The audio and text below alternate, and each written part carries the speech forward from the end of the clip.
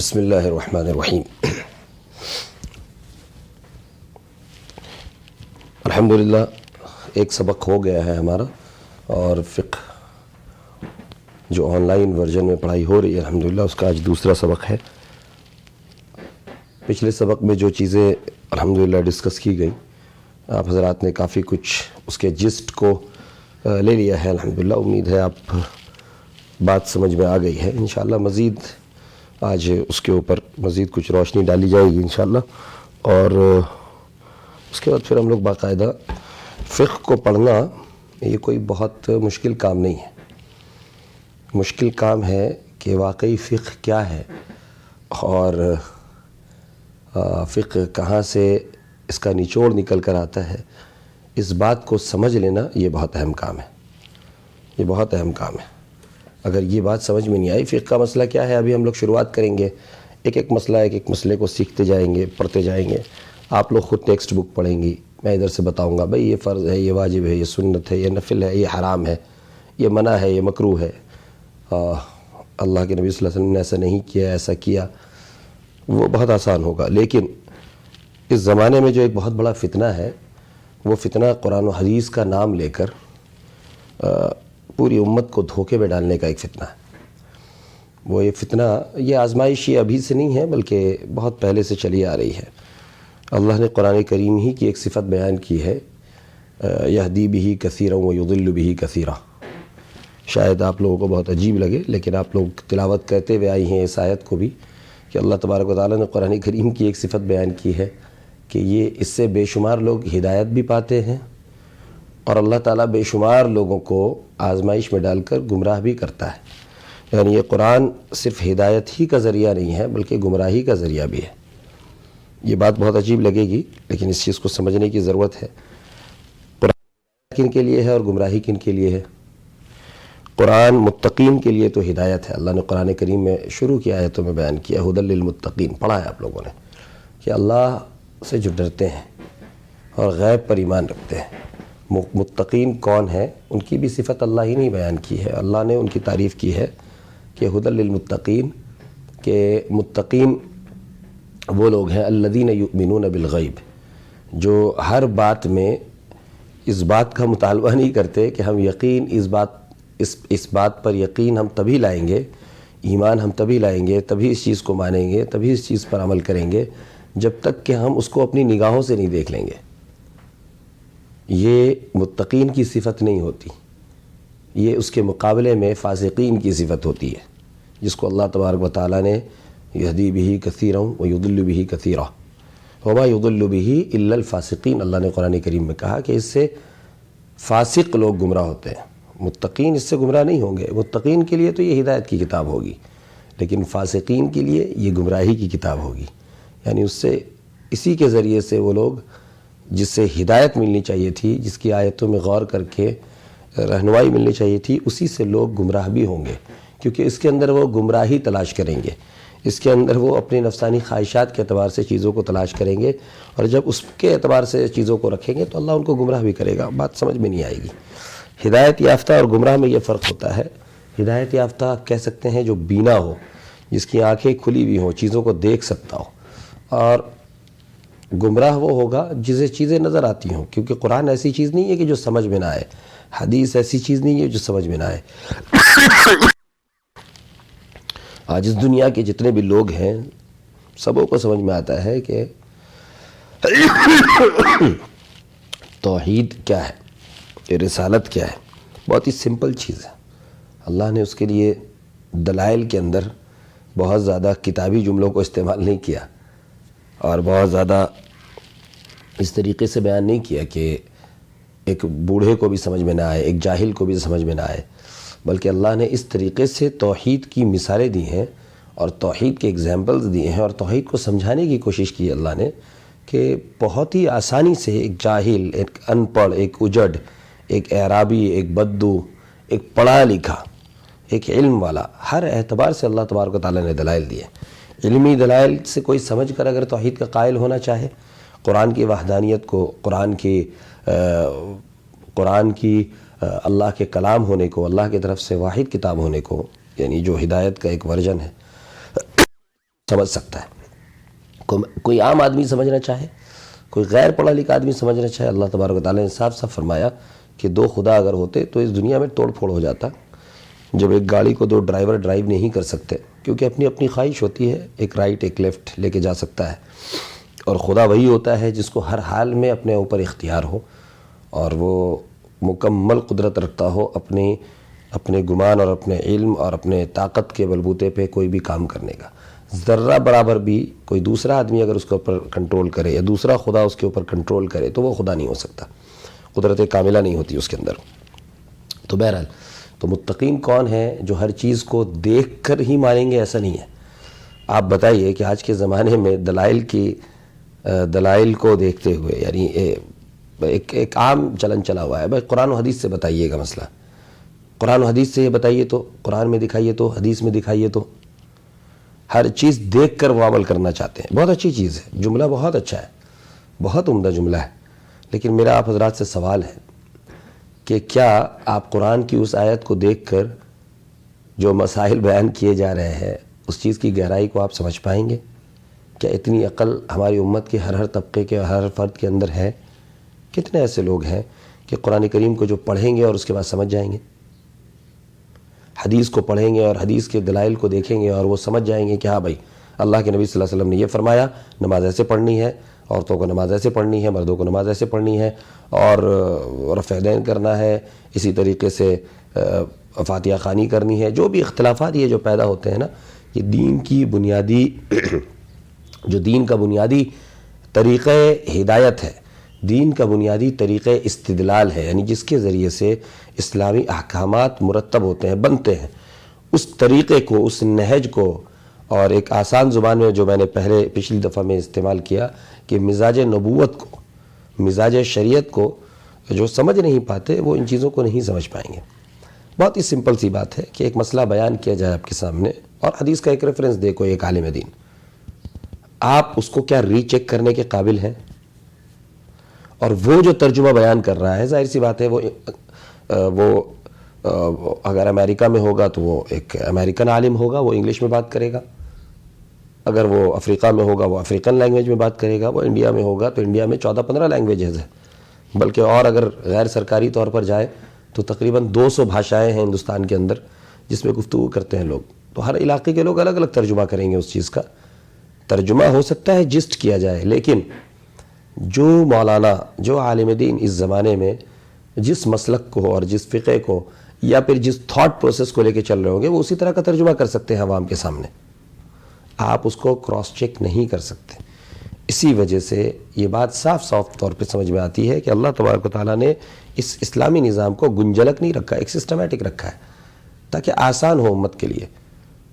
آپ کو میں بتاؤں کہ مدارس میں جو علماء اور حفاظ اور مفتیان اکرام پیدا ہوتے ہیں، آج بھی اس زمانے میں جو ہمارے اکابر نے ریشیو نکالا ہے اور جو ہندوستانی سروے ہے جس کو سچر کمیٹی رپورٹ کے ذریعے سے اور دوسری رپورٹ سے دیکھا جا سکتا ہے کہ 2.5 سے 3% لوگ ایسے ہیں جو صرف مدارس اسلامیہ کا رخ کرتے ہیں اور پڑھتے ہیں۔ اس کا مطلب یہ ہے کہ عربی زبان، فارسی زبان اور وہ زبانیں جس کے ذریعے سے قرآن و حدیث کو سمجھا جا سکتا ہے، باقاعدہ اس کی تعلیم صرف 2 سے 3% کرتے ہیں۔ ہماری مسجدیں دیکھ لیجئے، ہمارے محلے میں کتنی بلڈنگیں ہوں گی لیکن مسجدیں 10-15 ہوتی ہیں۔ اس سے سمجھ میں آتا ہے کہ امام، عالم دین اور فضلاء وہ بھی قرآن و حدیث کے اندر ماہر اگر ہوں تو اس کی تعداد تو اور بھی بہت مختصر ہو جاتی ہے، اور عوام اکثر و بیشتر ہے، اور یہ فکس ہے اللہ کے نبی صلی اللہ علیہ وسلم کی طرف سے بھی، اللہ کی طرف سے بھی۔ صحابہ اکرام کے دور کو بھی اگر دیکھیں، میں نے پچھلے بار آپ لوگوں کو بتایا اتنے سارے صحابہ گزرے، لیکن رئیس المفسرین کس کو لقب دیا گیا؟ عبداللہ ابن عباس کو رضی اللہ تعالیٰ عنہ۔ رئیس القراء یعنی قاری القرآن میری امت کے حضرت ابی ابن کعب کو گردانا گیا۔ فقیہ حضرت عبداللہ ابن مسعود رضی اللہ تعالیٰ عنہ کے لیے دعا کی اللہ کے نبی صلی اللہ علیہ وسلم نے۔ اسی طریقے سے حضرت معاذ بن جبل رضی اللہ تعالیٰ عنہ جو آخر دور میں آئے، یمن کے گورنر بن کر گئے، ان کے لیے بھی دعا کی اور ان کے لیے تعریف کی کہ اللہ کا شکر ہے کہ جس نے اللہ کے رسول کو، یعنی اللہ کے رسول کے قاصد کو جو اب یمن کی طرف جا رہا ہے، توفیق دی اللہ نے کہ وہ غور و فکر کر کے قرآن و حدیث کے اندر اب وہ مسائل بیان کریں گے۔ بہت سارے لوگوں کے بارے میں اللہ کے نبی نے بیان نہیں کیا، لیکن عملی طور پر ان حضرات نے ایسا کارنامہ کر کے دکھایا کہ پوری امت اس بات کی قائل ہے کہ قرآن سے صحیح طور پر ہدایت لی اور اس کے نچوڑ کو اور اس کے تفقع کو اور اس کے اندر جو مسائل جو ہیں وہ چھپے ہوئے تھے وہ لوگ سمجھ پائے۔ میں نے بہت ساری مثالیں دی آپ لوگوں کے سامنے، اس میں سے ایک مثال اللہ کے نبی صلی اللہ علیہ وسلم کی وفات بھی تھی، جس کو پورے صحابہ نہیں سمجھ پائے، لیکن حضرت ابوبکر صدیق رضی اللہ تعالیٰ عنہ اس وقت سمجھ پائے۔ بے شمار مسائل ایسے تھے کہ جس کو دوسرے صحابہ نہیں سمجھ پائے، حضرت عمر رضی اللہ تعالیٰ عنہ سمجھ پائے۔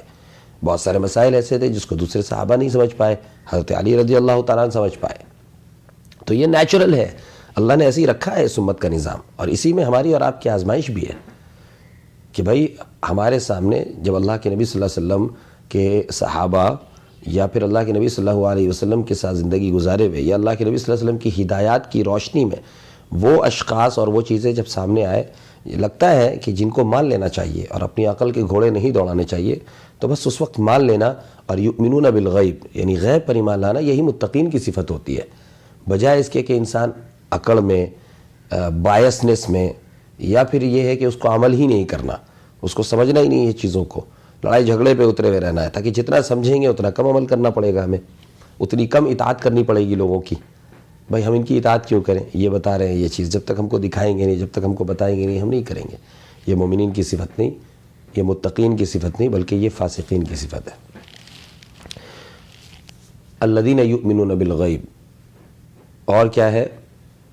وَيُقِيمُونَ الصَّلَاةَ، اس کے بعد ہے نماز کو قائم کرتے ہیں۔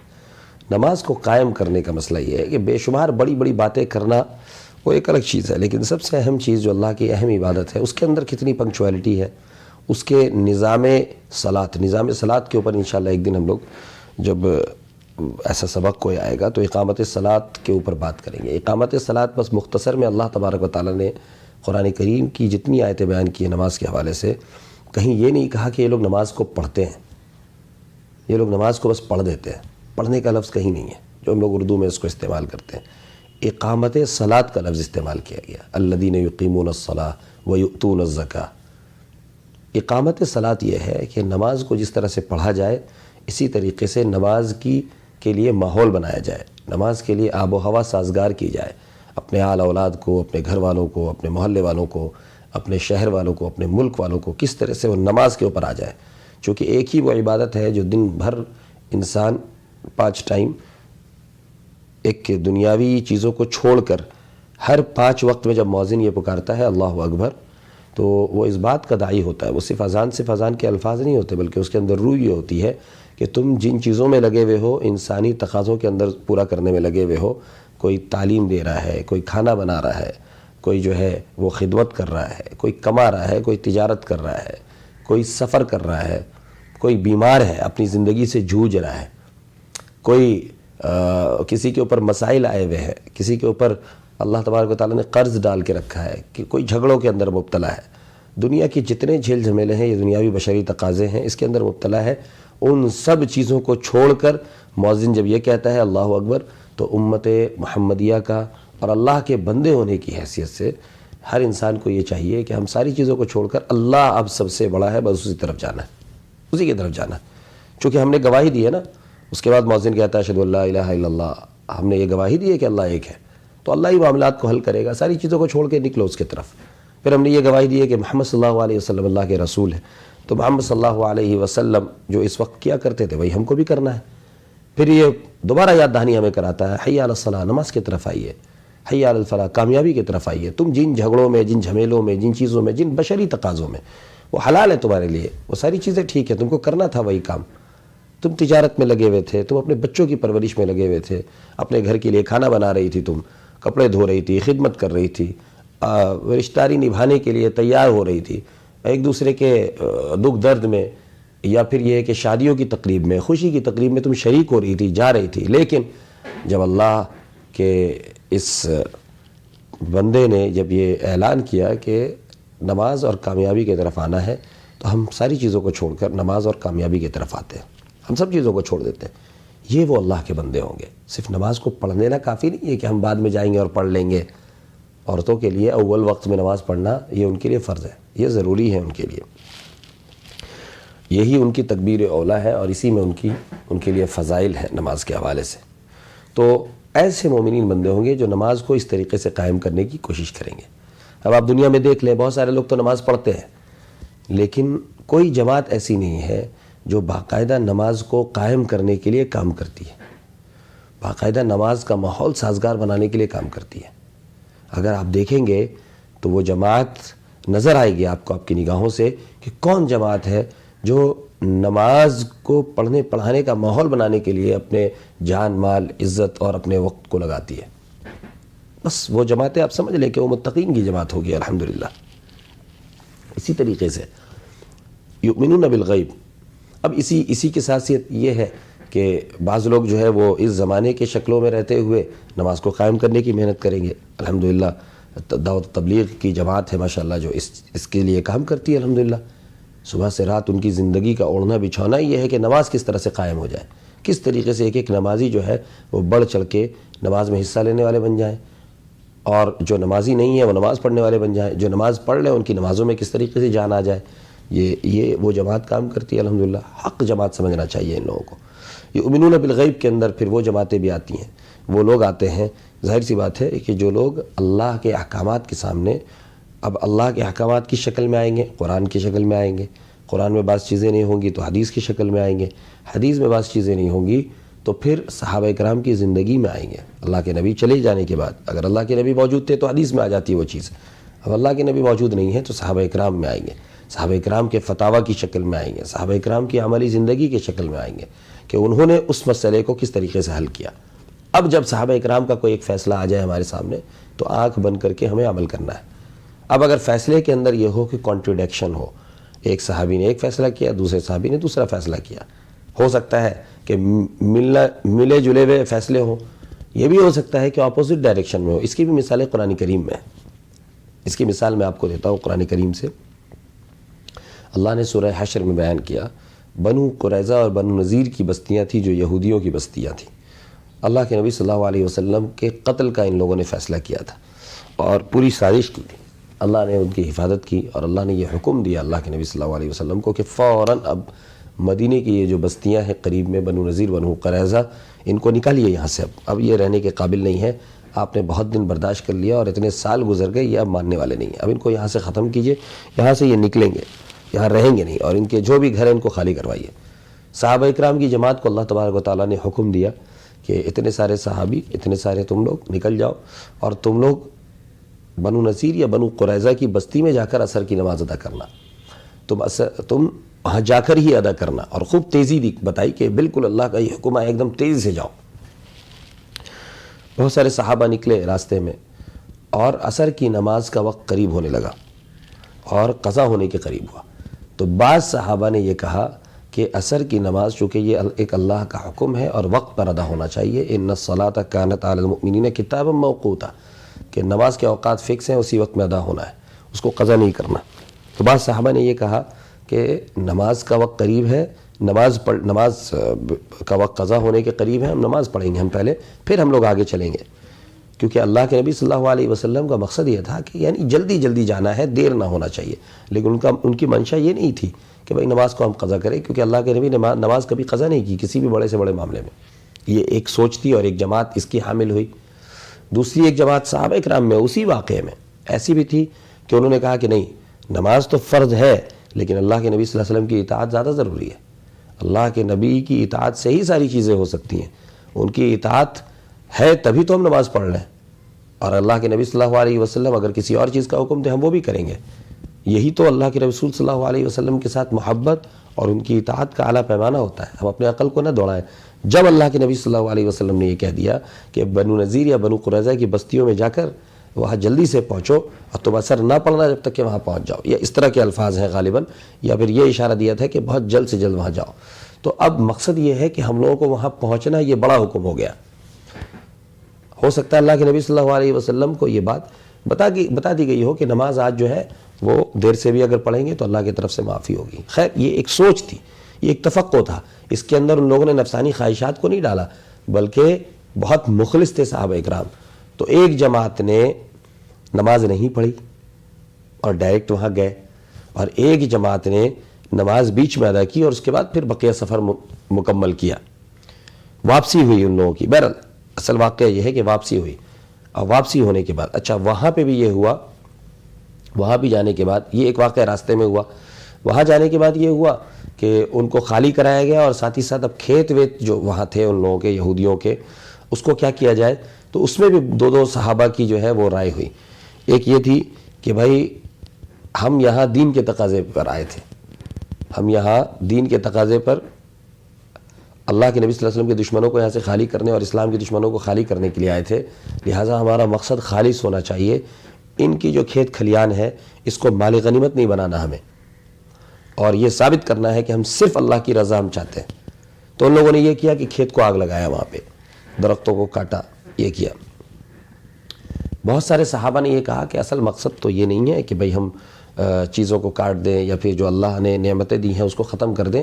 اللہ کے نبی صلی اللہ علیہ وسلم کا مقصد یہ ہے کہ بس ان کو یہاں سے خالی کریں, باقی یہ تو امت مسلمہ کے کام آنے والی چیز ہے. یہ جو کھیتی ہے کھلیان ہے اس کو ہم لوگ استعمال کریں گے. اللہ نے اس کو قرآن کریم کی سورہ حشر کی اس آیت میں ذکر کیا. سورہ حشر جو ہے 28ویں پارے میں ہے, پاؤ پارے میں ہے تقریباً, یعنی چوتھے صفحے پہ ہے تقریباً. وہاں سے آپ 5ویں صفحے کے ابتدا میں جب آپ جائیں گے تو وہاں پہ آپ دیکھیں گے اللہ نے فرمایا ما قطعتم من لینۃ او ترکتموها قائمہ علی اصولها فبإذن اللہ, فبإذن اللہ, کہ جو کھیت کو یا جس درخت کو, کھجور کے درخت کو تم نے کاٹ دیا, ما قطعتم من لینۃ او ترکتموها, یا اس کو تم نے چھوڑ دیا. بعض صحابہ نے کاٹنے کے بارے میں فیصلہ کیا, بعض صحابہ نے اس کو چھوڑنے کے بارے میں فیصلہ کیا کہ اس کو جلانا اس کو کاٹنا یہ مقصد نہیں ہے. ما قطعتم من لینۃ او ترکتموها قائمۃ علی اصولها فبإذن اللہ. دونوں کا دونوں کام اللہ کے حکم سے تھا. دونوں کے دونوں کاموں کو, دونوں کے دونوں فقہ کو اور نچوڑ کو اللہ تبارک و تعالیٰ نے کہا کہ میرے حکم کے مطابق تھا. اب دیکھیے جائز اور ناجائز کا فرق ہوا نا, حرام اور حلال کا فرق ہوا نا, آسمان اور زمین کا فرق ہوا نا. ایک جماعت وہ ہے جو ایک چیز کو ختم کرنے کے اوپر کام کر رہی ہے, ایک جماعت وہ ہے جو اس چیز کو باقی رکھنے کے اوپر کام کر رہی ہے. پھر وہ صحابہ جب واپس آئے اللہ کے نبی کے دربار میں, انہوں نے عرض کیا کہ ہمارے درمیان اللہ کے نبی یہ اختلاف ہو گیا تھا کہ ہم عصر کی نماز پڑھیں یا پھر پہلے ہم سیدھے سیدھے وہاں جائیں. تو آپ بتا دیجئے کہ ہم لوگوں نے, دو جماعتوں نے دو طرح کا کام کیا ہے, تو کس کی نماز ہوئی کس کی نماز نہیں ہوئی, یا پھر یہ ہے کہ کیا ہم لوگوں نے جو کیا وہ صحیح تھا یا غلط تھا. اللہ کے نبی نے فرمایا کہ دونوں جماعتیں درست ہیں, دونوں جماعتوں نے اچھا کام کیا. کیوں اللہ کے نبی صلی اللہ علیہ وسلم نے فرمایا؟ اس میں بہت سارے اسباق ہمیں ملتے ہیں فقہ کے. ان لوگوں نے غور و فکر کیا تھا اس کے اندر, تفقع کیا تھا اس کے اندر, اور تفقع کرنے کے بعد ایسا نہیں ہے کسی ایک نے فیصلہ کر دیا. ایک جماعت تھی, وہ صحابہ کرام کی جماعت تھی, اس میں بے شمار بڑے بڑے لوگ تھے, اور بے شمار دونوں طرف جید علماء کرام, جید صحابہ, جید علم والے لوگ تھے. تفقع تھا ان کے اندر, اللہ کا تقوی بے پناہ تھا, اللہ کا خوف خشیت بے پناہ تھی. ان لوگوں نے اپنے طور پر غور و فکر کر کے دونوں جماعتوں نے پورے طور پر فیصلہ لیا. اور یہ اللہ تبارک و تعالیٰ نے یہ اسلام کی خوبصورتی رکھی ہے کہ نبی تک تو جو معاملہ ہے وہ یہ ہے کہ بھائی فکس ہے چیزیں, نبی جو فیصلہ کریں گے بس وہ فکس ہے.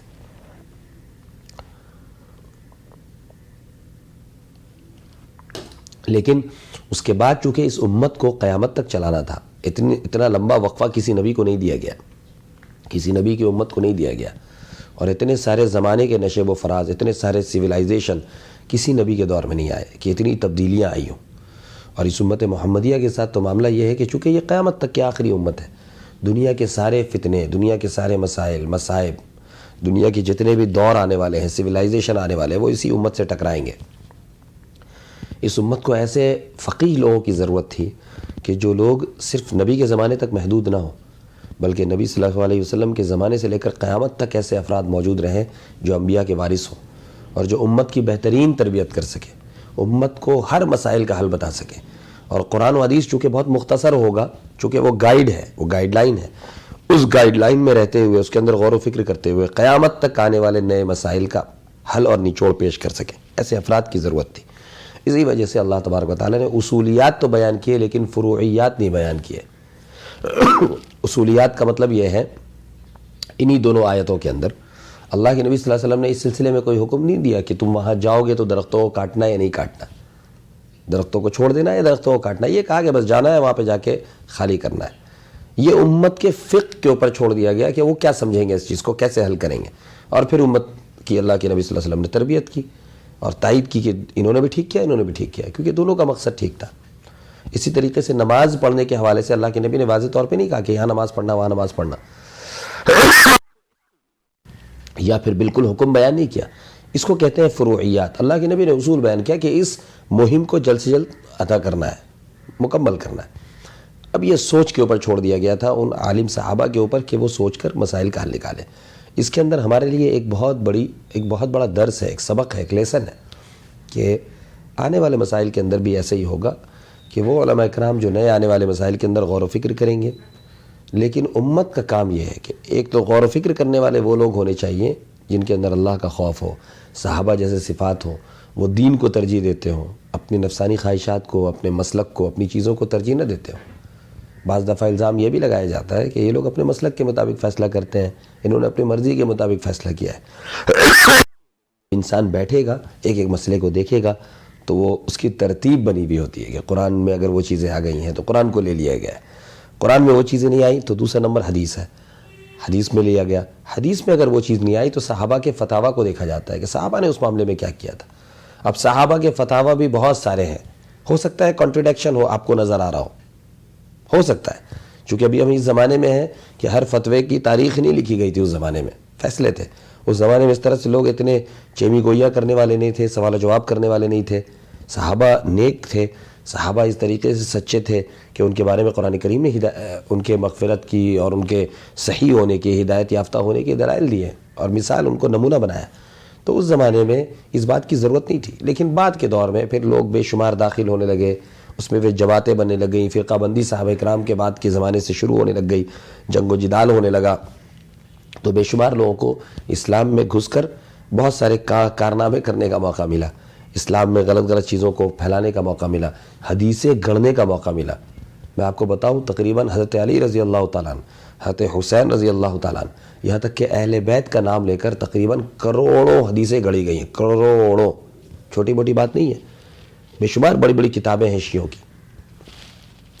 تو گڑھنے والے لوگ جب آئے تو اب اس کے بعد اب یہ سمجھ میں آ گیا کہ دروازہ فتنوں کا کھل گیا۔ اللہ کے نبی نے بھی فرما دیا تھا کہ خلافت آئے گی، خلافت کے بعد پھر تم بہت زبردست اختلافات دیکھو گے، بہت زبردست دیکھو گے کہ آپس میں کنٹرڈکشن ہو رہا ہے۔ اس وقت تمہارے لیے ضروری ہوگا کہ تم اللہ اور اس کے رسول کی اطاعت کرنا، تم گمراہ نہیں ہوگے، قرآن کی اطاعت کرنا، رسول کی اطاعت کرنا، اور قرآن و حدیث کے بعد تم خلفائے راشدین کی اتباع کرنا اور میری سنت کی اتباع کرنا۔ علیکم بسنتی و سنت الخلفاء الراشدین، اللہ کے نبی صلی اللہ علیہ وسلم نے فرمایا کہ میں تمہارے بیچ دو چیزیں چھوڑ کر جا رہا ہوں، ایک قرآن اور ایک دوسرا حدیث۔ لیکن قرآن و حدیث کو سمجھنا اور اس کے اندر غور و فکر کر کے مسائل کا حل نکال لینا، یہ ہر ایک کی بس کی بات نہیں ہوگی۔ تو جو مسائل قرآن میں واضح طور پر آ جائیں گے وہ علماء کرام اس زمانے کے بتائیں گے، اس کو مان لینا۔ جو باتیں نہیں آئیں گی وہ حدیث میں آ جائیں گی، اس کو مان لینا۔ جو قرآن و حدیث میں نہیں آئے تو پھر علیکم بسنتی و سنت الخلفاء الراشدین، میرے قرآن و حدیث میں اور میرے سنت کے اندر وہ باتیں نہ آئے تو پھر تم کو خلفائے راشدین کو دیکھنا ہے۔ خلفائے راشدین کا طریقہ عمل اور طرز عمل جس چیز میں جو ہوگا، تمام صحابہ میں چونکہ خلفائے راشدین اللہ کے نبی صلی اللہ علیہ وسلم کے ساتھ سب سے زیادہ زندگی گزارے، سفر حضر ہر وقت میں، نبوت سے لے کر بالکل وفات تک صحابہ رہے۔ اب صحابہ میں سے بھی 4 صحابہ جو خلفائے راشدین میں سے ہیں وہ رہے، خلفائے راشدین میں سے بھی جو سب سے زیادہ وقت گزارا ہے وہ حضرت ابوبکر صدیق رضی اللہ تعالیٰ عنہ، کبھی الگ نہیں ہوئے، مستقل۔ اگر الگ ہوئے تو اللہ کے نبی صلی اللہ علیہ وسلم کے حکم پر کوئی ایک مہم پر چھوڑا گیا، اور ظاہر سی بات ہے جب صحابی کسی مہم پہ جاتے ہیں تو اللہ کی نصرت اور مدد اور اللہ کی رہنمائی ان کے ساتھ ہوا کرتی ہے، اور نبی ایک ایک قدم کو ان کے بارے میں دیکھ کر جو ہے وہ فیصلہ کرتے ہیں، اور ہر ایک قدم پر اللہ کے نبی صلی اللہ علیہ وسلم کی نگاہ بھی ہوتی ہے۔ تو بہرحال تو پھر ان میں سے جب چاروں میں کوئی ایک بات کانٹرڈکشن ہو تو ابوبکر صدیق رضی اللہ تعالیٰ عنہ کی مانی جائے گی، پھر ابوبکر نہیں رہیں گے تو حضرت عمر رضی اللہ تعالیٰ عنہ کی مانی جائے گی، پھر نہیں رہیں گے تو عثمان غنی رضی اللہ تعالیٰ عنہ کی مانی جائے گی، وہ بھی نہیں رہیں گے تو حضرت علی رضی اللہ تعالیٰ عنہ کی مانی جائے گی، اور اس کے بعد پھر خلفائے راشدین کے بعد بڑے بڑے صحابہ اپنے اپنے زمانے کے رہے۔ اس کے بعد سلسلہ یہ رہا کہ حضرت معاویہ ہیں، حضرت حسن ہے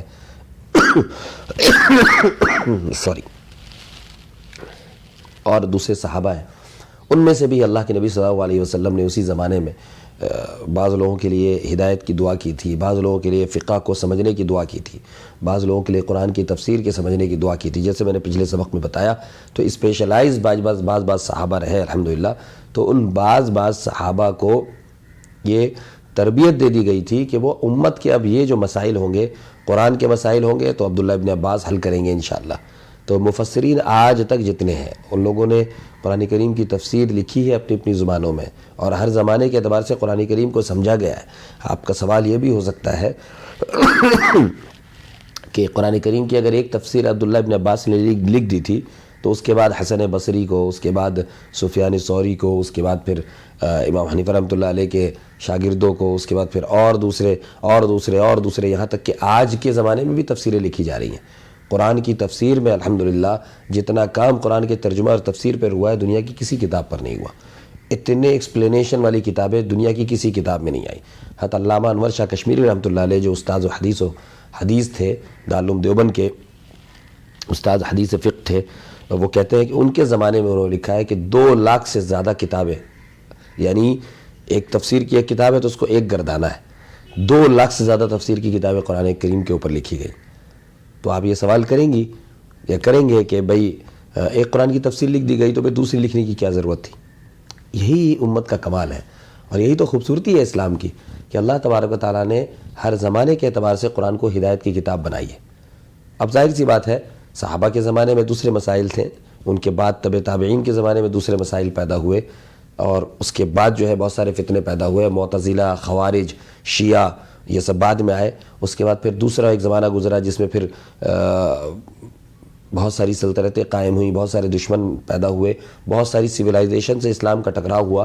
تو اب قرآن سے اس زمانے میں ہدایت کیسے لینی چاہیے؟ اس زمانے کے اہل اللہ کو اللہ تبارک و تعالیٰ نے یہ توفیق دی کہ اس زمانے کے جو پیش آمدہ مسائل ہیں اس کو قرآن کے اندر غور و فکر کر کے کیسے اس کا حل نکالا جائے.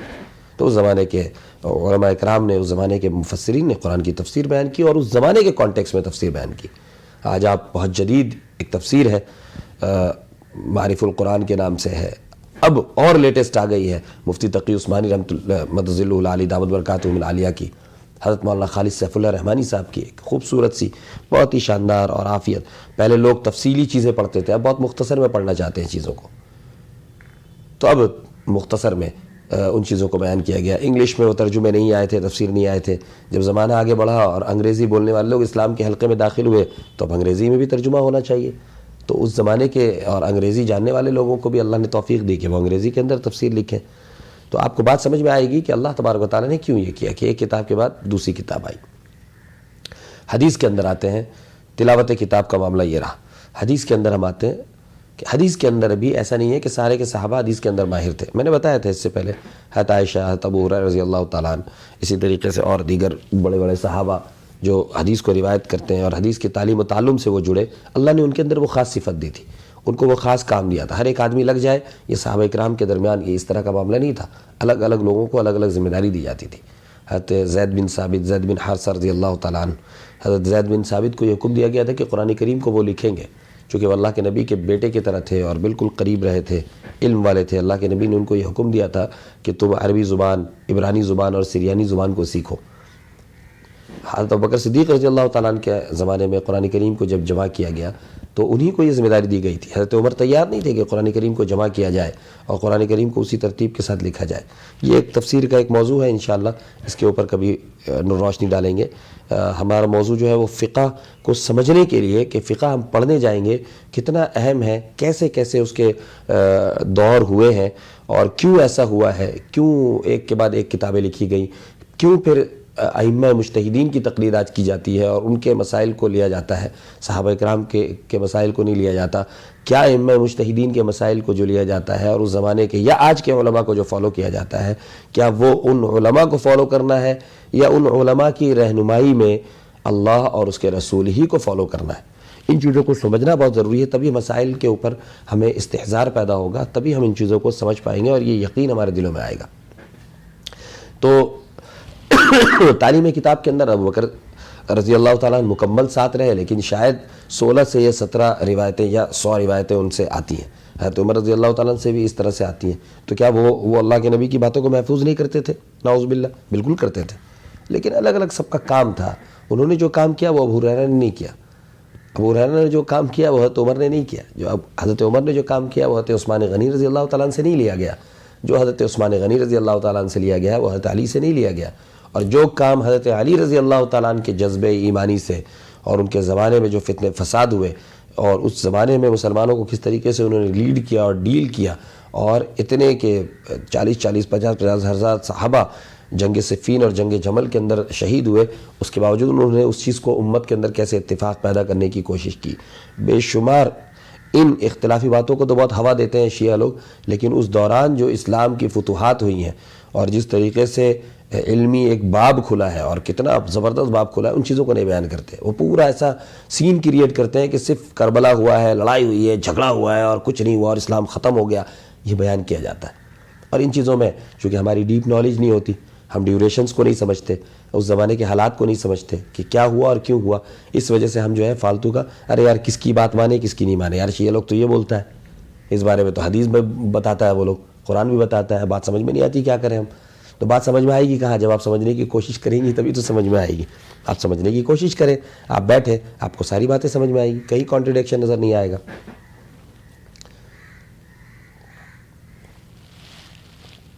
خیر، آپ لوگ بتائیے کہ بات سمجھ میں آ رہی ہے آپ لوگوں کو؟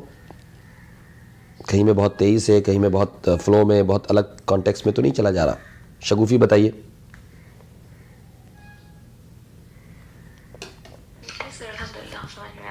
الحمدللہ. مشیرہ آ رہا ہے. رخسار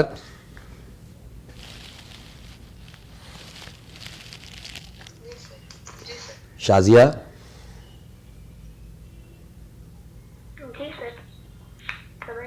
چلیے الحمدللہ. بات سمجھ میں آنی چاہیے، ایک طرفہ نہ ہو. لیکن چونکہ یہ چیزیں ایسی ہیں کہ پہلے ان پٹ دینا ہے، بعد میں آپ لوگوں سے انشاءاللہ بس 5-7 منٹ میں اور ریپ اپ کریں گے اس کو. چونکہ میرا ایک سوال ہے. جی. تفسیر میں آپ نے بہت سارے کتابوں کا ذکر کیا، بٹ ایک بہت ہی ہیوج بک ہے جی تفسیر ابن کثیر. جی وہ کیسی، اس کے لیے کیا بول رہے ہیں؟ بہت عمدہ کتاب ہے تفسیر ابن کثیر جو ہے وہ. اب یہی دیکھیے تفسیر ابن کثیر، میں آؤں گا انشاءاللہ اس کے اوپر بھی، لیکن چلیے آپ نے چھیڑ دیا ہے تو اس پہ واضح ہو جائے.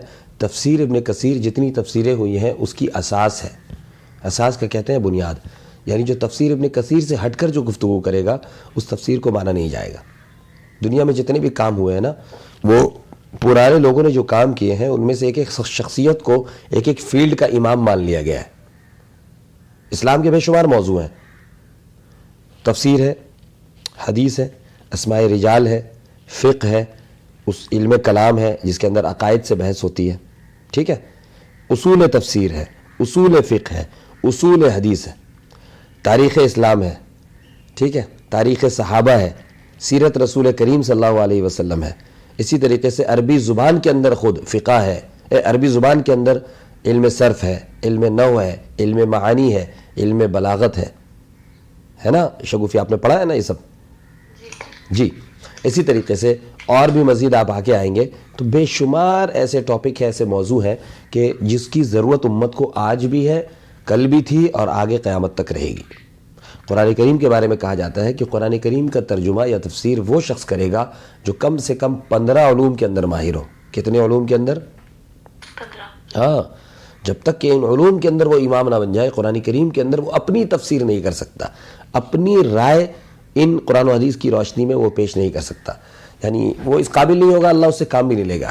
ورنہ تو میں بھی میرے جیسا ایرا غیرہ آدمی کھڑا ہو اور کسی بھی ایک تفسیر کو ترجمہ میں کر ہی سکتا ہوں.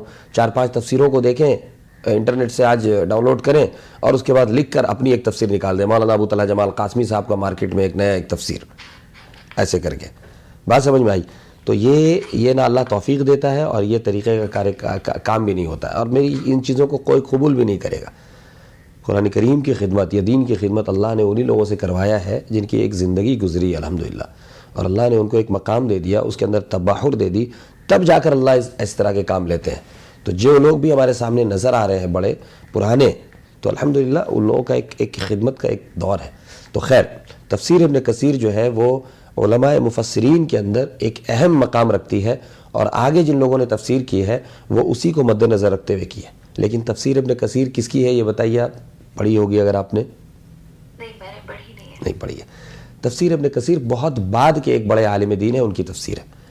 آج آپ جس زمانے کے اس زمانے کے غیر مقلدین اہل حدیث حضرات کو لے لیجئے، آپ علماء دیوبند کو لے لیجئے، دوسرے اور لوگوں کو جو لوگ اختلاف کرتے ہیں. علماء دیوبند تو الحمدللہ وہ جماعت ہے کہ جو نام کے اعتبار سے علماء دیوبند ہیں، دراصل وہ قرآن و حدیث اور صحابہ ہی کے پورے طرز عمل پر چلتے ہوئے آ رہے ہیں، اور انہی سے مختلف شاخیں الحمدللہ ہندوستان کے اندر اللہ تبارک و تعالیٰ نے ان سے کام لیا. یہ میں دعویٰ نہیں کر رہا، بلکہ انشاءاللہ دلائل کی روشنی میں انشاءاللہ اس سلسلے میں گاہے بگاہے گفتگو ہوتی رہے گی. لیکن جو لوگ اختلاف کرتے ہیں، دیکھیں اس امت کا اکثریت جو ہے وہ ہدایت یافتہ رہے گا، گمراہ نہیں ہو سکتا. عقائد کے اعتبار سے، عمل کے اعتبار سے کمزوری ہو سکتی ہے، لیکن عقائد کے اعتبار سے امت کا جو سواد اعظم ہے، جو میجورٹی آف دی امہ ہے، وہ کبھی بھی گمراہی پر جمع نہیں ہو سکتی. یہ اللہ کے نبی کی دعا ہے، لا تجتمع امتی علی الضلالہ. اللہ کے نبی صلی اللہ علیہ وسلم کی حدیث ہے کہ میری امت کبھی گمراہی پر جمع ہو جائے سب کے سب، ایسا نہیں ہوگا. عملی اعتبار سے کمزور ہو سکتے ہیں، نماز نہ پڑھیں، پردہ چھوڑ دیں، داڑھی چھوڑ دیں، سنتوں سے ہٹ جائیں، لیکن عقیدے کے اعتبار سے اکثریت گمراہ نہیں ہو سکتی. اور اللہ کے نبی صلی اللہ علیہ وسلم نے یہ بھی کہا ہے کہ ید اللہ علی الجماعہ. اللہ کے نبی صلی اللہ علیہ وسلم نے فرمایا کہ اللہ کی نصرت، اللہ کا ہاتھ، اللہ کی طاقت یہ جمعیت کے ساتھ ہے، جماعت کے ساتھ ہے. جب بھی جس زمانے میں آپ یہ دیکھیں کہ اکثریت جس طرف ہے، آپ اس چیز کو فالو کریں. جو اقلیت، جو 1%، 2%، 1.5% جو لوگ بات کریں، وہ حق پہ نہیں ہو سکتے، کبھی نہیں ہو سکتے وہ، چونکہ یہ اللہ کے نبی صلی اللہ علیہ وسلم کی ہدایت ہے. بات سمجھ میں آ رہی ہے؟ جی.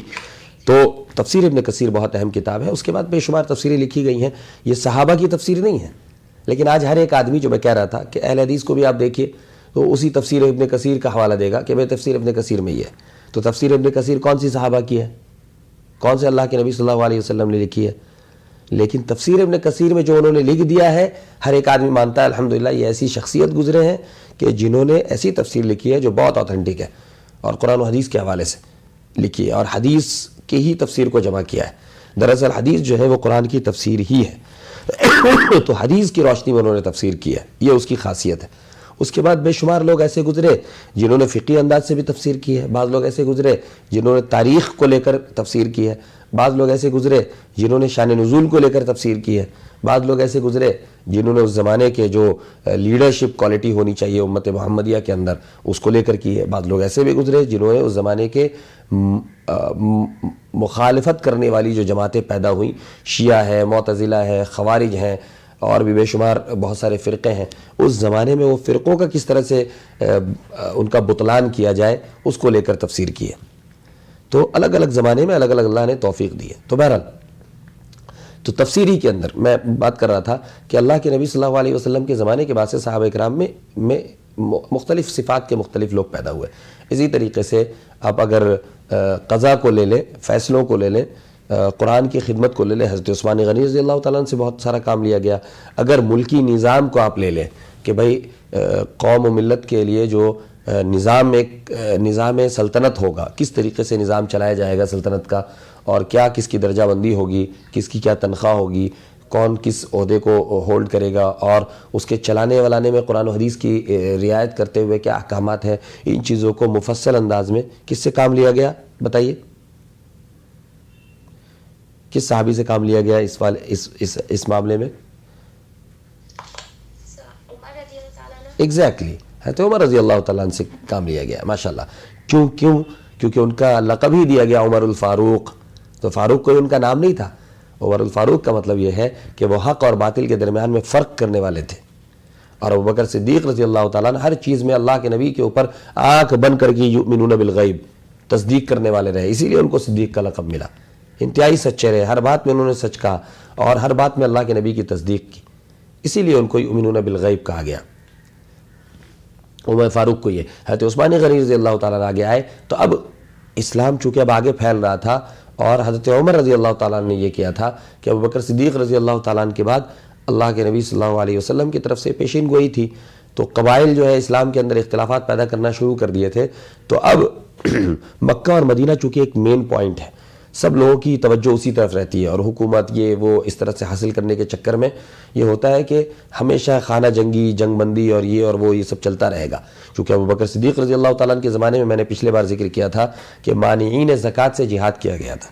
جن لوگوں نے زکوٰۃ دینے سے منع کر دیا تھا اور یہ کہا تھا یہ ٹریڈیشنل وے ہے، اللہ کے نبی اب چلے گئے، اب زکوٰۃ دینے کی ضرورت نہیں ہے،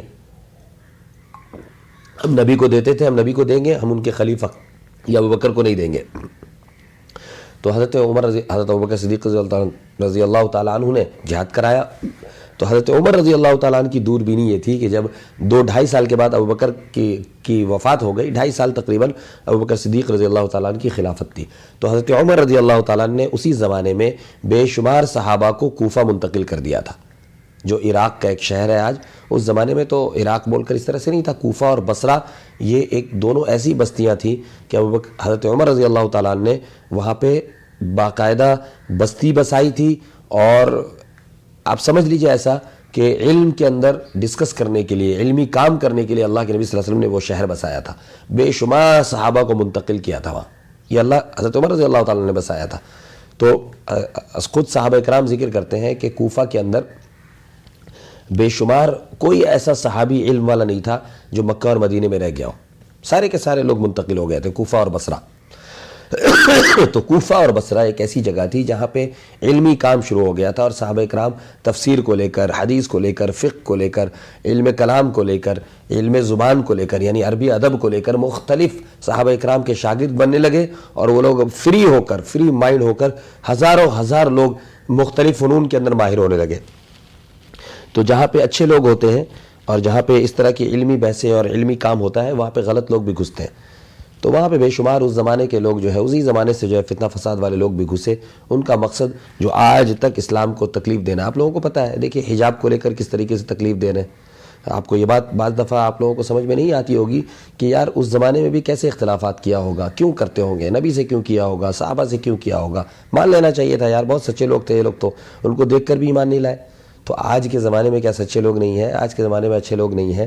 آج کے زمانے میں ہماری بہنیں اپنی مرضی کے مطابق نقاب پہنتی ہیں اور ایک حجاب پہنتی ہیں. ان کے پیٹ میں کیوں درد ہوتا ہے؟ ان کے پیٹ میں کیوں درد ہوتا ہے؟ اس لیے درد ہوتا ہے کہ اللہ نے حق اور باطل کی کشمکش ہمیشہ رکھی ہے اور قیامت تک رہے گی. اس پہ دونوں کا امتحان ہے. ایک تو یہ ہے کہ دنیا والوں کے لیے امتحان یہ ہے کہ کون کون حق کا ساتھ دیتا ہے. بات سمجھ میں آ رہی ہے کہ بھائی ایک لڑکی حجاب پہنتی ہے، وہ اپنے جسم کے اوپر پہنتی ہے. کوئی لڑکی اگر جینس ٹی شرٹ اور بکنی میں اور کھلے لباس میں گھوم سکتی ہے، تو ایک لڑکی وہ ہے جو اپنے جسم کو چھپانا چاہتی ہے. وہ سمجھتی ہے کہ میری زندگی اسی کے اندر ہے، میرا اپیئرنس اسی کے اندر خوبصورت لگتا ہے، مجھے پورا اختیار ہے، مجھے جو ہے وہ میرا ہیومن رائٹ ہے، اور مجھے اچھا لگتا ہے کہ میں چھپا کر پہنوں، مجھے کوئی نہ دیکھے. لیکن دنیا یہ چاہتی ہے کہ نہیں، تم ہمارے مطابق عمل کرو. دراصل یہ دنیا نہیں ہے، شیطان کی شکل میں یہ بھیڑیا انسان ہے، اور شیطان یہ کام کرا رہا ہے. یہاں پہ حق پرست لوگوں کو یہ دکھایا گیا ہے اور یہ تعلیم دی گئی ہے کہ آپ کو حق کا ساتھ دینا ہے. جو حق کا ساتھ نہیں دیں گے، اللہ تبارک و تعالیٰ کی دلیل ان کے اوپر قائم ہوگی کہ آپ نے جب حق اور باطل کی کشمکش ہو رہی تھی، آپ نے ساتھ نہیں دیا. اور ایمان والے ہماری ماں بہنوں کی اور ہمارے مومنین کا معاملہ یہ ہے کہ وہ اس چیز کے لیے ڈٹ جائیں کہ دنیا اور آخرت کی جب کشمکش ہو رہی تھی تو ان لوگوں نے اللہ کو اور آخرت کو اور ایمان کو ترجیح دیا، اور دنیاوی چیزوں کو، ڈگریوں کو، اسکول کو، کالجز کو چھوڑ دیا، اللہ کے حوالے کر دیا. اللہ پھر کیسے ان کو نوازتا ہے، وہ اللہ کی طاقت، اللہ کی قدرت، اللہ کی نصرت، اور تاریخ اسلام بڑا پڑا ہے اس چیز کی وجہ سے کہ جہاں پہ لوگ نیچے ہو کر زندگی گزار رہے تھے، اللہ تبارک و تعالیٰ نے نصرت اور فتح ایسی دی کہ وہ کالجز جو ان کے اندر میں ہے اور ایسا لگ رہا ہے کہ یہ ہمیں داخل ہونے نہیں دیں گے، کیا بعید ہے کہ اللہ تبارک و تعالیٰ خود ان کالجز کو اللہ تبارک و تعالیٰ ہمارے ماتحت کر دے. کوئی بعید ہے؟ کوئی بعید نہیں، انشاءاللہ ضرور ہوگا. اور یہی تو طریقہ ہے، یہی طریقہ ہے. حق جب ڈٹتا ہے کسی چیز کے اوپر، تب اللہ کی نصرت آتی ہے. بہرحال تو حضرت عمر رضی اللہ تعالیٰ عنہ نے ایک بستی، 2 شہر بسا دیے تھے، کوفہ اور بصرہ. تو الحمدللہ وہاں پہ جا کے کام شروع ہو گیا. تو اب ہم لوگ فقہ کے اوپر آتے ہیں. تو اکثر و چیز آپ دیکھیں گی، اکثر و چیز جو اسلام میں آج تک چل رہی ہیں، اس کا اصول دیکھیں گی کہ جو شروعات ہوئی تھی وہ کوفہ اور بصرہ سے ہی ان کا تعلق تھا. تفسیر ظاہر سی بات ہے، قرآن کریم کی تفسیر عبداللہ ابن عباس، عبداللہ ابن عمر رضی اللہ تعالیٰ ان حضرات نے کی ہے. ان حضرات کو بھی اللہ کے نبی صلی اللہ علیہ وسلم نے، وہ پورا ایک لسٹ ہے صحابہ اکرام کا کہ کتنے ہزار صحابہ کو وہاں بھیجا گیا اور پھر علم کا درس وہاں شروع ہوا. خیر، صحابہ کی اولاد، صحابہ کے شاگرد، اسلام میں نئے داخل ہونے والے، جنگ کی وجہ سے اسلام میں غلام بنا کر داخل ہونے والے. اسلام میں غلامی نہیں ہے، لیکن اگر ایک انسان کو راہ راست مل جائے، ہدایت کی کا راستہ مل جائے، تو ایسے غلام اسلام میں آ کر اپنے آپ کو خوش نصیب سمجھائے الحمدللہ۔ بے شمار ایسے مفسرین ہیں، بے شمار ایسے عالم اور فقہا ہیں جو غلام بن کر آئے تھے، اور جنگ کے بدلے میں وہ یعنی غلام بن کر آئے، اور آنے کے بعد اسلام میں انہوں نے تعلیم حاصل کی، اور الحمدللہ وہ رئیس المفسرین بنے، رئیس الفقہا بنے، اور رئیس جو ہے وہ ادب بنے، رئیس علم کلام بنے، یعنی ٹیچر بنے، اور بہترین بڑے بڑے شیخ بنے۔ بے شمار عالم دین ایسے ہیں جن لوگوں کا نام آپ لوگ شاید جانتی ہیں، بعض لوگ نہیں جانتی، جو غلام تھے۔ تو بہرحال تو اس کے بعد پھر کیا ہوا کہ امت نے اب ایک ایک علوم کو خاص کرنا شروع کیا۔ حضرت عثمان غنی رضی اللہ تو حضرت عمر رضی اللہ تعالیٰ نے جب بسا دیا اس وہاں کوفہ اور بصرہ میں، تو اب دیکھا گیا کہ بہترین کام ہو رہا ہے۔ یہ دنیا والوں کو یہ لگا، یہود و نصارہ کو اس زمانے میں جو حق کے خلاف کھڑے ہونے والے تھے، کہ بھائی یہ کیا ہوا، محمد تو چلے گئے، دین تو زندہ ہے، قرآن زندہ ہے، ابوبکر نے سنبھال لیا ہے، ابوبکر چلے گئے تب بھی دین زندہ ہے، عمر نے سنبھال لیا ہے 10-11 سال میں اس نے، تو عمر نے تو ایک دم اسلام کو ایسا لامحدود قلعہ بنا دیا، ایسا محفوظ قلعہ بنا دیا تھا کہ کوئی گھسنے کا سوال پیدا نہیں ہوتا۔ انہوں نے ایسا نظم و نسق، ایسا نظامی سلطنت، ایسے شہر آباد کر دیے، ایسے علماء کو تیار کر دیا، ایسے صحابہ کرام میں ایسے جید لوگوں کو تیار کر دیا کہ اب ان کے شاگرد جو ایسا لگا کہ بس اب تو قیامت تک یہ سلسلہ چلا۔ یہ چیز برداشت نہیں ہوئی باطلوں طاقتوں کو۔ اب اس کے بعد انہوں نے کیا کیا کہ قرآن کریم کو بھی غلط طریقے سے انٹرپریٹ کرنا شروع کیا، حدیثوں کے اندر بھی انٹرپریٹ کیا، فقہی مسائل کے اندر بھی انٹرپریٹ کیا، اور اپنی نفسانی خواہشات کو علم ادب کے اندر، علم کلام کے اندر، بے شمار چیزوں کے اندر وہ گھس کر جو ہے وہ اس پہ انٹرپریٹ کرنا شروع کیا۔ تو ان چیزوں سے حفاظت کے لیے پہ حضرت عثمان غنی رضی اللہ تعالیٰ عنہ سامنے آئے۔ انہوں نے قرآن کریم کو اللہ کے نبی صلی اللہ علیہ وسلم کے زمانے میں جس طریقے سے اترا تھا 7 نسخے انہوں نے لکھوائے، اس کے لیے بھی بڑے لوگوں کو کام دیا، بے شمار ایک کام، اسی لیے ان کو جامع القرآن ان کا لقب دیا گیا حضرت عثمان غنی رضی اللہ تعالیٰ عنہ کو۔ تو یہ کام ابوبکر سے لے لینا چاہیے تھا، یہ کام عثمان سے لے لینا چاہیے تھا، کیوں نہیں لیا گیا؟ کیونکہ اللہ کی مرضی نہیں تھی۔ اللہ کی مرضی یہ ہے کہ ایک ایک ایسے آدمی تیار ہو جو اس امت کا ایک ایک کام کو انجام دے، ایک بڑا کام تھا، تو ان سے لیا گیا۔ اس وقت بھی بے شمار اختلافات ہوئے۔ حضرت عثمان غنی رضی اللہ تعالیٰ عنہ کے بارے میں آپ کو بتاؤں کہ اتنے جید عالم دین، اتنے جید وہ قرآن سے محبت کرنے والے تھے، اور اتنا لمبا وقفہ دیا کہ سب سے زیادہ وقفہ ان کو ملا ہے، 12.5 سال تک تقریباً حضرت عثمان غنی رضی اللہ تعالیٰ نے حکومت کی اور خلیفہ رہے، اور بے شمار بڑے بڑے کام کیے، اور اسلام کے رقبے کو اتنا پھیلایا ہے لیکن اس زمانے میں بے شمار منافقین بھی داخل ہو گئے تھے اسلام کے اندر۔ تو اس لیے ان کے خاندان کے جو اعلیٰ قسم کے لوگ تھے بنو امیہ میں سے، چونکہ وہ بنو امیہ میں سے تھے، تو خاندانی لڑائی عربوں کے بیچ میں جو ہے اسی وقت سے شروع کی گئی ہے، جو آج کے زمانے میں بھی ہے۔ تو اس کے بعد حضرت عثمان غنی رضی اللہ تعالیٰ عنہ کے ذریعے سے بے شمار حکومتی عہدوں پر جو ہے وہ ان کے خاندان والے لوگ انہوں نے طے کیے، لیکن ان کے علم کی بنیاد پر طے کیے۔ لیکن ہوتا ہے کہ جب زمانہ انحطاط کی طرف آتا ہے تو آہستہ آہستہ لوگوں کے اندر بھی زوال آتا ہے، اور یہ فکس ہے، یہ طریقہ ہے۔ لیکن اسی زمانے میں اچھے لوگ بھی رہتے ہیں، غلط لوگ بھی رہتے ہیں۔ تو خیر ایک سازش کی گئی، سازش کرنے کے بعد عثمان غنی رضی اللہ تعالیٰ عنہ یہی کوفہ اور بصرہ سے ایسے منافقین نکل کر آئے جن لوگوں نے آ کر مدینے کے اندر نعوذ باللہ من ذالک اللہ کے رسول صلی اللہ علیہ وسلم کے بہترین داماد اور ان کے ایک سچے عاشق کو جو ہے قتل کیا، اور قتل کرنے کے بعد پھر یہاں سے جو دروازہ کھلا اختلافات کا، پھر حضرت علی رضی اللہ تعالیٰ عنہ کا زمانہ آیا۔ حضرت علی جو ہے وہ شجاع تھے، حیدر کرار تھے، بہادر تھے۔ جی شگوفی کچھ کہہ رہی ہیں؟ جی ایک سوال ہے جی تو عثمان رضی اللہ عنہ کے ٹائم، خلافت کے ٹائم پہ جتنے جو گورنرز انہوں نے بنائے تھے، جی، تو کیا سب انہی کے خاندان کے تھے؟ نہیں، سب کے سب انہی کے خاندان کے نہیں تھے۔ دیکھیے خاندان کا مطلب یہ ہے، آپ سمجھیے کہ ابوبکر صدیق رضی اللہ تعالیٰ عنہ ایک الگ تیمی تھے، تیمی خاندان سے تھے۔ حضرت عمر رضی اللہ تعالیٰ عنہ ایک الگ خاندان سے تھے۔ حضرت عثمان غنی رضی اللہ تعالیٰ عنہ ایک قبیلے سے تھے۔ یہ باتیں بعد میں بنائی گئی ہیں، نعوذ باللہ من ذالک۔ جس صحابی کو اللہ کے نبی صلی اللہ علیہ وسلم نے اپنا داماد بنایا ہو، ایک کے بعد دوسری بیٹی دی ہو، اور اللہ کے نبی صلی اللہ علیہ وسلم نے اس کی تعریف کی ہو، قرآن کریم میں اس کا ذکر کیا گیا ہو، وہ حیا کرنے والے سب سے زیادہ ہوں، یہاں تک کہ نبی کہتے ہیں کہ میں عثمان سے حیا کرتا ہوں۔ اللہ کے نبی صلی اللہ علیہ وسلم پیر پھیلا کے بیٹھے رہتے تھے، اور تھوڑا سا کپڑا وپڑا پیر سے اٹھا ہوا رہتا تھا، مثال کے طور پہ پنڈلی وغیرہ کھلی رہتی تھی۔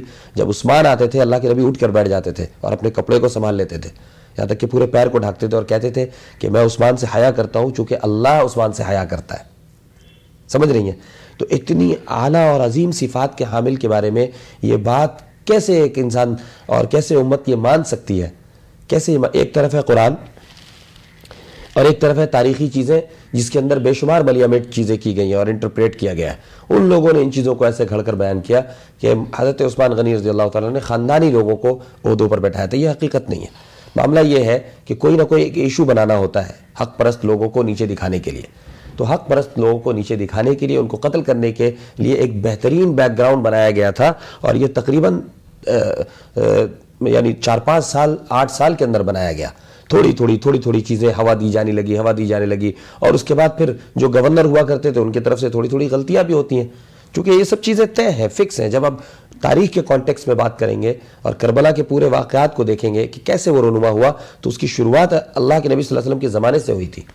یہ خاندانی کشمکش، یہ جنگ، اور یہ طے کر کے رکھا تھا کہ آج سے لے کر 100 سال 150 سال کے اندر ہم لوگوں کو یہ نقصان پہنچانا ہے۔ یہود و نصارہ جو آج بھی یہ زمانے میں موجود ہے نا، میری بہنیں جو دیکھ رہے ہیں آپ لوگ، جو زمانے میں ہو رہا ہے، یہ سب ان کی سازشیں اسی وقت سے چل رہی ہیں، اور ہر زمانے میں ان لوگوں نے لمبے پلان بنائے ہوئے ہوتے ہیں، لگا ہوا ہوتا ہے، چونکہ یہ حق اور باطل کی کشمکش ہے نا، اس سے گھبرانا نہیں چاہیے، یہ ہونا ہی ہونا ہے۔ یہاں حق پرست لوگوں کو جمنا ہے، جو چیز سمجھ میں آ جائے، جن صحابہ کو سمجھ میں آ گیا کہ ہمیں جا کر عصر کی نماز وہاں پڑھنی ہے، وہ جم گئے اس کے اوپر، عصر کی نماز وہاں جا کے پڑھا۔ جن صحابہ کو سمجھ میں آ گیا کہ عصر کی نماز پڑھ کر جانا ہے آگے، وہ بھی جم گئے، انہوں نے بھی عصر کی نماز پڑھ لی وہیں پہ، پھر آگے گئے۔ بات سمجھ میں آ رہی ہے؟ تو حق کی پہچان یہ ہوتی ہے کہ حق والے لوگ جب ایک طرف آ جائیں اور آپ کو نظر آ جائے تو بس اس کے اوپر جم جانا ہے۔ صحابہ کی جو جنگیں ہوئی ہیں وہ بھی اسی وجہ سے ہوئی ہیں کہ جس چیز کو ہم حق جان رہے ہیں، ہم اس کے خلاف، ہم اس کے حق میں جان دیں گے۔ یہ بھی ایک آزمائش ہوتی ہے، اس کے خلاف نہیں جائیں گے۔ جو لوگ یہ سمجھتے ہیں کہ یہ حق ہے، وہ اس کے اوپر جان دیتے ہیں۔ یہی تو صحابہ کی صفت ہے۔ یہ جان دینے کی چیزیں جو ہوئی ہیں جنگ جمل، جنگ صفین کی شکل میں، اس کو شیعوں نے یہ بنا دیا کہ یہ آپسی خلافت والی اور بادشاہت حاصل کرنے والی جنگ تھی، کہ ایک اس طرف ان کو بادشاہ بنانا چاہ رہا تھا اور حکومتیں لینا چاہ رہا تھا، اور ان کے ساتھ جڑنا چاہ رہا تھا حضرت علی کے ساتھ، اور کچھ لوگ وہ تھے جو حضرت معاویہ کے ماننے والے تھے، وہ معاویہ کو خلیفہ بنانا چاہ رہے تھے چونکہ اسی خاندان کے لوگ تھے۔ اس طریقے سے آپ کیا امیجن کر سکتے ہیں کہ اللہ کے نبی صلی اللہ علیہ وسلم کے اولین وہ شاگرد جن کو 23 سال کے اندر اللہ کے نبی صلی اللہ علیہ وسلم نے تیار کیا ہو، اور اللہ کے نبی کے وفات کے بعد فوراً اس طریقے کا کام ہو کہ سارے کے سارے دین سے پھر جائیں گے۔ یہ تو شیعوں کا عقیدہ ہے کہ اللہ کے نبی صلی اللہ علیہ وسلم جیسے اس دنیا سے گئے، چند صحابہ جو ان کے اہل بیت سے تعلق رکھتے ہیں، گھر کے لوگوں سے تعلق رکھتے ہیں، ان کے علاوہ تمام کے تمام صحابہ مرتد ہو گئے تھے اور دین سے ہٹ گئے تھے، یہاں تک کہ قرآن کو بھی بدل دیا تھا، اور اس میں سے اولین درجے میں ابو بکر اور عمر کو مانتے ہیں۔ ان کی کتابیں اگر پڑھیے گا تو آپ کو اندازہ ہوگا، دراصل شیعہ جو ہے وہ یہودیوں کی اولاد ہے، انہی میں سے ہے۔ اسلام میں باہر سے لوگ اسلام پر حملہ نہیں کر سکتے۔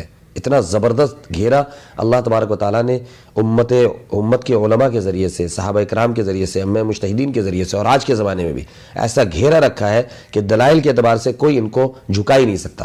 لیکن آپ اگر امت کے اندر داخل ہو جائیں اور قرآن و حدیث کا ہی نام لے کر اگر آپ اختلاف کرنا شروع کریں، جیسے وسیم رضوی کر رہا ہے، تسلیمہ نسرین کرتی ہے، سلمان رشدی کرتا ہے، یہاں تک کہ شاہ نواز حسین کرتا ہے، اور اسی طریقے سے آج کے زمانے کی مثال میں اس لیے دے رہا ہوں تاکہ آپ کو بات سمجھ میں آئے، یہاں تک کہ اور بھی بے شمار ایسے لوگ ہیں جو کم اور زیادہ کرتے رہتے ہیں، لیکن وہ قرآن و حدیث کا نام لے کر کرتے ہیں۔ جیسے عارف خان جو ایم پی ہے اور گورنر ہے کیرلا کا، آپ لوگوں نے اس کا بیان سنا کہ نہیں سنا؟ اس نے بھی قرآن کی ہی روشنی میں اس نے کہا ہے کہ پردے کا کوئی حکم نہیں ہے اسلام کے اندر۔ عارف خان قرآن و حدیث کی روشنی میں بہت ہی کوالیفائڈ آدمی، گورنر آدمی، آپ سنیں گے تو آپ یہی کہیں گی، بھائی عام لوگ جو سنیں گے وہی کہیں گے بھائی یہ بھی تو مسلمان ہے، یہ بھی تو قرآن کا ریفرنس دے رہا ہے، اسی کانٹیکس میں بات کر رہا ہے، یہ کہہ رہا ہے پردہ نہیں ہے، آپ کہہ رہے ہو پردہ ہے۔ تو یہ چیزیں ایسی نہیں ہے کہ ہم یہ لوگ اختلاف دکھانا چاہ رہے ہیں، یہ حق کو پہچاننے کی کوشش کر رہے ہیں اس لیے ڈیبیٹ کرا رہے ہیں۔ ان کا مقصد یہ ہے کہ لوگوں کے درمیان میں تردد پیدا کرنا، شک و شبہ پیدا کرنا، اور جو کمزور ایمان والے ہیں ان کو اس سے ہٹا دینا۔ یہ کیونکہ شیطان کے یہ چیلے ہیں نا، شیطان نے ایک طے کر رکھا، لَأُغْوِيَنَّهُمْ أَجْمَعِينَ، مجھے جنت سے نکالا گیا جس کی وجہ سے اس کو اور اس کی اولاد کو میں قیامت تک بہکاتا رہوں گا۔ لَأُغْوِيَنَّهُمْ، قسم کھا کر اس نے کہا ہے، کہا ہے کہ نہیں کہا ہے شگوفی؟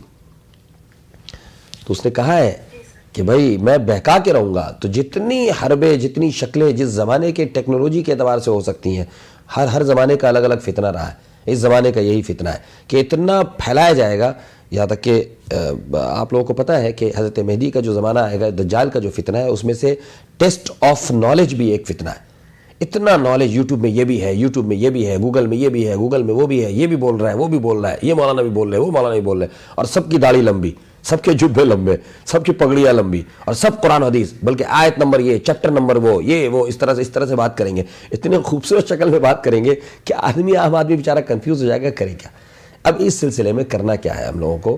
وہ یہ کرنا ہے جیسے ہمارے صحابہ بالکل سمپل وے میں اور سنجیدگی کے ساتھ یہ دیکھتے تھے کہ بھائی بات کرنے والا کون ہے، جو گفتگو کر رہا ہے، جو بات کر رہا ہے، اور جو ہمیں اسلامی ہدایات دے رہا ہے، ان کا کیریکٹر کیسا ہے؟ کیا ان کی بات اور ان کی زندگی میں کانٹرڈکشن ہے، یا وہ جو بات کر رہے ہیں ان کی پوری زندگی ایسی گزری ہے الحمدللہ کہ جنہوں نے دین کی حقانیت کے لیے، دین کو ثابت کرنے کے لیے، دین کی حفاظت کے لیے، دین کے تعلیم و تعلم کے لیے اپنی زندگی وقف کی ہے.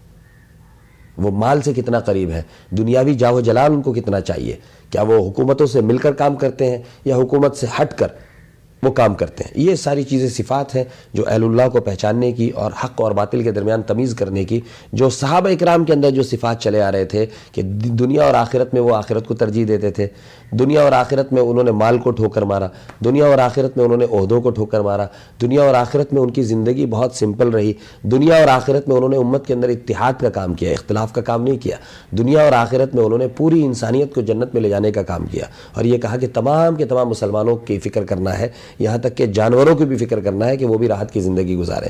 انہوں نے اسلام کی حفاظت کے لیے، صحابہ کرام کا نام لینے کے لیے، اللہ کے نبی کی ختم نبوت کے لیے کہ اللہ کے نبی خاتم النبیین ہے، اس کے لیے ایک ایک اسلام کے ایک چھوٹے سے چھوٹے پردے، ٹوپی، طلاق، اسی طریقے سے نکاح، اسی طریقے سے اسلامی شعار، یہاں تک کہ مسواک بھی اللہ کے نبی صلی اللہ علیہ وسلم کی سنتی، اس کی حفاظت کے لیے جو جماعت جان دینے والی ہو، ان جماعتوں کے ساتھ ہم لوگوں کو جڑنا ہے. ان جماعتوں کی باتوں کو دیکھ کر ہمیں بات سمجھ میں آئے گی صاف کہ بھائی کیوں لڑ رہا ہے یہ کمپرومائز کر لے تو اسے ساری چیزیں مل جائیں گی، لیکن یہ کمپرومائز کرنے کے لیے اللہ کے نبی صلی اللہ علیہ وسلم کی ایک سنت پر تیار نہیں ہے. وہ ان جماعتوں کو دیکھ کر آرام سے ہم بات سمجھ میں آ جائے گی کہ بھائی کس کی اتباع کرنی ہے، کس کی اتباع نہیں کرنی. میں کسی کا نام نہیں لے رہا ہوں اور میں کسی کا نام لینا بھی نہیں چاہتا، میرا یہ مزاج نہیں ہے، لیکن انسان اگر رہنمائی کرنا چاہے تو ایز اے ٹیچر انشاءاللہ رہنمائی کی جا سکتی ہے. بہرحال اسی کو کہا جاتا ہے علماء اہل سنت والجماعت. تو اہل سنت کیوں ہے اور الجماعت کیوں ہے؟ اہل سنت اس لیے ہے کہ وہ قرآن و حدیث کو ماننے والے ہوں گے اور اس کے خلاف جو ہے اپنے دماغ کو چلانے والے نہیں ہوں گے، کیونکہ بے شمار جماعتیں ایسی ہوئیں جنہوں نے اپنے آپ کو اہل قرآن ڈکلیئر کیا کہ ہم اہل قرآن ہیں، بے شمار جماعتیں ایسی ہوئیں جنہوں نے ڈکلیئر کیا ہم اہل حدیث ہیں، ہم حدیث کو مانتے ہیں. لیکن اللہ کے نبی صلی اللہ علیہ وسلم نے جو فرمایا کہ کون صحیح راستے پہ ہوگا، ما انا علیہ واصحابی، جو میرے طریقے کے مطابق ہوگا، یعنی اہل سنت ہوگا، یعنی میرے سنت کو لے کر چلنے والا ہوگا، واصحابی، اور جو میرے صحابہ کی سنتوں پر اور میرے صحابہ کی بتائی ہوئی زندگی پر اور گزارے ہوئے زندگی پر، فتاوی پر عمل کرے گا اور اس کے خلاف اپنے نئے نئے ریسرچ کو سامنے لے لائے گا، اس کے خلاف اپنی باتوں کو نہیں رکھے گا، وہ میری جماعت میں سے نہیں ہوگا. اہل سنت والجماعت وہی ہوگا جو اللہ کے نبی صلی اللہ علیہ وسلم کے قرآن و حدیث سے استفادہ کرے گا اور اس کے مطابق فیصلہ کرے گا. اس میں اگر کوئی فیصلہ آ گیا، دماغ بند، ختم، کوئی بات نہیں، نو ڈسکشن، نو مور ڈسکشن. اسی طریقے سے اگر اس میں نہیں ملا تو صحابہ اکرام کی اگر فتاوے اور ان کی زندگی سے بات آ گئی سامنے تو پھر اس کے بعد نو مور ڈسکشن. پھر قرآن و حدیث کے اندر نکالنا اور اس کی بال کی کھال نکالنا، اور نکالنے کے بعد جو ہے واضح شکل میں صحابہ اکرام نے جس چیز کے اوپر عمل کر لیا ہے، میں ایک مثال دوں گا، بس اس کے مخالفت میں اب قرآن اور حدیث کو نکال کے امت کے درمیان فتنہ فساد پھیلانا، یہ چیز اہل سنت والجماعت نہیں کریں گے، حق پرست لوگ نہیں کریں گے. مثال ابھی آنے والی ہے، 8 رکعت تراویح اور 20 رکعت تراویح. 8 رکعت تراویح حدیث سے ثابت کرتے ہیں، حدیث کے یہ الفاظ ہیں، جبکہ وہ حدیث کے الفاظ تراویح کے بارے میں ہے نہیں، تہجد کے بارے میں ہے، صاف صاف ہے بالکل. اور حدیث کے دوسرے الفاظ 20 رکعت کے اوپر واضح ہیں. اور اس کے بعد اگر کانٹرڈکشن بھی نظر آ رہا ہے تو امت کے لیے حضرت عمر رضی اللہ تعالیٰ عنہ موجود ہے. حضرت عمر رضی اللہ تعالیٰ عنہ نے حضرت ابی بن کعب جو قاری القرآن تھے اور قرآن کے سب سے زیادہ بہترین پڑھنے والے تھے، ان کی امامت میں مسجد نبوی میں تمام چھوٹی چھوٹی جماعتوں کو لا کر جمع کر دیا، اور کرنے کے بعد یہ کہا کہ اب 20 رکعت نماز ہوگی، عشاء کے بعد ہوگی، اور ایک جماعت ہوگی. ہو گیا ختم نا، ڈسکشن کرنے کی ضرورت ہے اب اس کے بعد؟ ورنہ آگے کے زمانے تک ہر انسان جو ہے قرآن و حدیث تو اوپن ہے نا، جس کو کچھ نہیں آتا، چنیا بیگم لوگ جو ہیں وہ بھی قرآن و حدیث کے اندر ہی ڈسکس کرتے ہیں. اپنے علم میں جس کو مہارت نہیں ہوتی وہ آ کر قرآن و حدیث کے اوپر ہی آ کر ڈسکشن کرتا ہے، چونکہ اس کو پتہ ہے کہ یہ اوپن ہے، اس میں تو مقابلہ صرف اللہ ہی سے ہو سکتا ہے، کوئی مولوی تو ہمارا مقابلہ کر ہی نہیں سکتا، کیونکہ ہم بھی تو داڑھی اور دستار اور جبہ اور قبہ لے کر آئے ہیں، یا پھر اپنے دلائل لے کر آئے ہیں. تو بہرحال یہ طریقہ ہے. خیر، حضرت عثمان غنی رضی اللہ تعالیٰ عنہ کے بعد جب اختلافات ہوئے تو حضرت علی رضی اللہ تعالیٰ عنہ کو جو زمانہ آیا وہ زمانہ جمنے کا زمانہ تھا، شجاعت اور بہادری کا زمانہ تھا، اور باطل کے خلاف ڈٹے رہنے کا زمانہ تھا، اور حق کو چھوڑنے کا زمانہ نہیں تھا. چاہے ہمارے ساتھی شہید ہوں، چاہے سامنے والے شہید ہوں، لیکن ہم اسلام کو صحیح شکل میں باقی رکھیں گے، اس کے اندر کسی قسم کی کمی نہیں ہونے دیں گے. تو ایسے فیصلے حضرت علی رضی اللہ تعالیٰ عنہ کے زمانے میں کرائے گئے الحمدللہ، جس کی وجہ سے ان کو رئیس القاضی کا لقب ملا. وَأَقْضَاهُمْ عَلِي، خطبے کے الفاظ ہوتے ہیں کہ میری امت میں سب سے بہترین فیصلہ کرنے والے جو قاضی ہوں گے وہ حضرت علی رضی اللہ تعالیٰ عنہ ہوں گے. تو آگے دارالافتاء اور قضاء اور فقہ کے جو مراحل ہیں اس کے اندر اگر فیصلوں کو ترجیح دی جاتی ہے حضرت علی رضی اللہ تعالیٰ عنہ کو ترجیح دی جاتی ہے.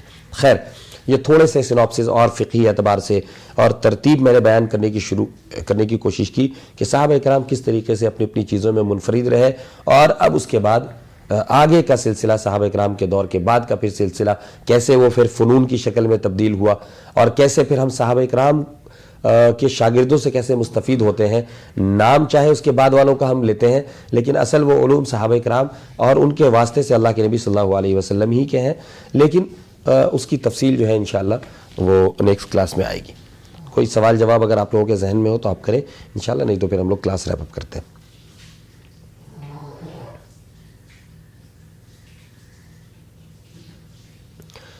چیزیں کلیئر ہوئی؟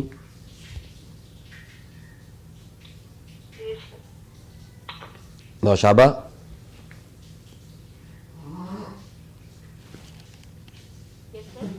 کچھ بات سمجھ میں آئی؟ جی چیزیں تھوڑی کلیئر ہوئی؟ جی الحمد ایک ایک مسئلے پہ انشاءاللہ دلائل سے گفتگو ہوگی انشاءاللہ. دلائل سامنے والے کے دلائل، اس کا جواب، اور انشاءاللہ وجہ ترجیح، سب چیزیں بیان کی جائیں گی فقہ کے اندر انشاءاللہ. اور کوئی ہے اقبال پور سے کوئی بتائے، ان کی کچھ ذہن میں کچھ باتیں آئیں، چیزیں کلیئر ہوئی؟ کوئی سوال؟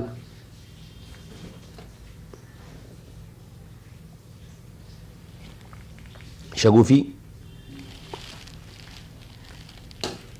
سب کلیئر الحمدللہ، کوئی سوال نہیں ہے. چلیے الحمدللہ، جزاکم اللہ خیر الجزا.